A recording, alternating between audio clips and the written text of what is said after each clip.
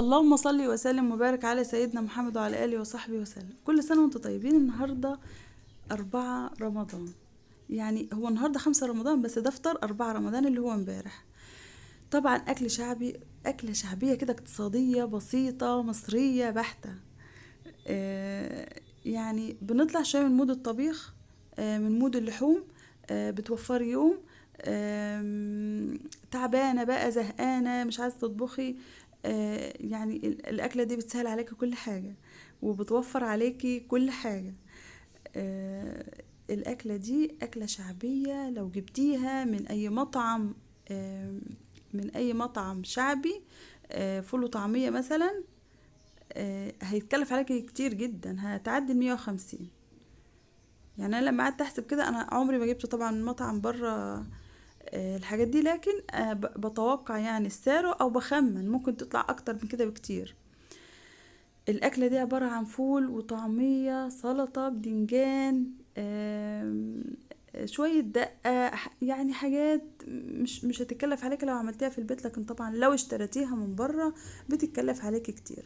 طيب هتقولي ما انتي هتروحي تجيبي برضو عجينه الطعميه وتقليها في البيت. لا، انا عامله عجينه الطعميه في البيت، وعامله الفول المدمس عاملاه في البيت.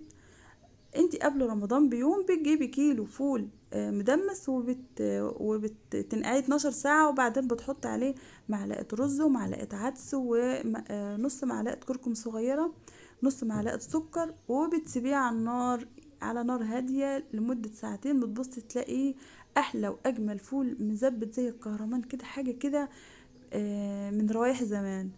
بيعمل معاكي الكيلو حوالي 10 أكياس. لو انتوا أسرة متوسطة حوالي مثلا 4 5 أفراد، تمام. طيب ال10 أكياس دول هيمشوا معاك الدنيا، يعني هينفع سحور وينفع فطار في اليوم الشعبي. علشان ما حدش يجي يقول لي اصل في اليوم الشعبي احنا بناكل بواقي الاكل. لا، ما هو بواقي الاكل اصلا المفروض ما يبقاش فيه بواقي اكل يا بنات. يعني مثلا انا عملت رز اعمل على القد، عملت خضار بعمل على القد. ايه بواقي الاكل؟ هعمل محشيات برضو على القد بالظبط. يعني مثلا انا عندي 4 اولاد، يبقى كل طفل بحط له آه، كمية الرز اللي بياكلها. الكبير كمية معينة، الصغير أقل شوية. طيب الخضار، هما مثلا انت عندك 4 5 أفراد، يبقى 4 5 أطباق خضار. كل واحد قدامه كمية الخضار اللي تكفيه، اللي يدوب هياكلها. لو انت مثلا في الفطار بتعملي مثلا كيلو رز، لا يبقى في الصيام كيلو الا ربع او نص كيلو، لان انت عارفه في الصيام بالنسبه للخضار والرز مش قوي، يعني بتبقى تقريبا نص الكميه، عشان بيبقى فيه عصاير وتمر وكده. غير الصيام كمان مش اكل، يعني مش زي الايام الفطار، تمام.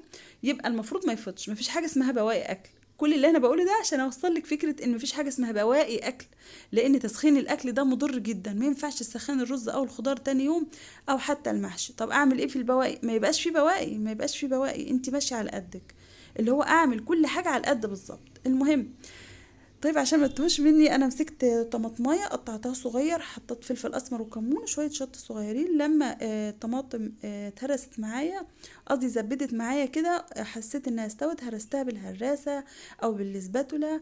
اتاكدت جدا ان الطماطم اتسبكت معايا كويس. بنزل بقى بالفول، ومش بهرس الفول خالص الا لما يغلي، ياخد غلوتين كده في الطماطم، علشان لو هرست الفول وهو بارد القشرة هتفصل عن الفولة، القشرة مش هتتهرس معاكي.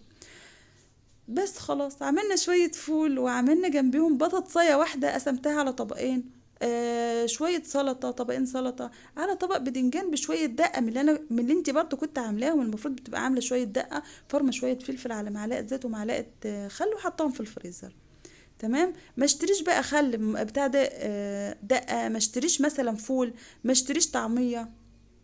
انا طبعا جايبه كيلو فول مدشوش قبل رمضان، وحطاه في الفريزر علشان اعمل منه الطعميه دي. انا مش شاريه عجينه الطعميه. ليه تشتري حته عجينه قد كده ب20 30 جنيه؟ ما اشتريش اصلا العجينه من بره، تمام. يبقى قبل رمضان بتكوني حاطه كيلو فول مدشوش، كيلو فول مدمس في الفريزر، جنب بطاطسايه وشويه سلطه، والدنيا بتمشي. احلى واجمل فطار اقتصادي خفيف سهل وسريع، وبيريحك كمان من الطبيخ. اشوفكم فيديوهات جايه